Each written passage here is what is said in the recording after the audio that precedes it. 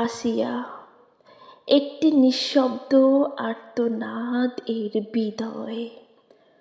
আসিয়া মেয়েটা পৃথিবী ছেড়ে চিরবিদায় নিয়েছে। নির্মম কষ্ট সয়ে অসহনীয় যন্ত্রণা নিয়ে চলে যেতে হলো তাকে। কিন্তু অপরাধী সে এখনো বেঁচে আছে, শ্বাস নিচ্ছে, খাবার খাচ্ছে, এ পৃথিবী দেখছে।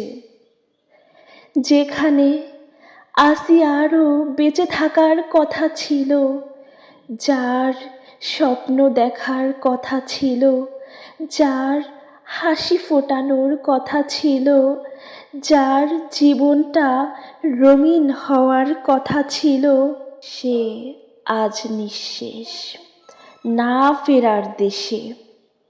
কেন কেন কিছু মানুষের জন্য কারো জীবন অকালে থেমে যাবে? কেন অন্যায় সব সময় বুক ফুলিয়ে হাঁটে আর ন্যায় বিচার অসহায় হয়ে নীরব দাঁড়িয়ে থাকে? আসিয়া, তুমি নেই, কিন্তু তোমার যন্ত্রণা মাটি চাপা পড়বে না।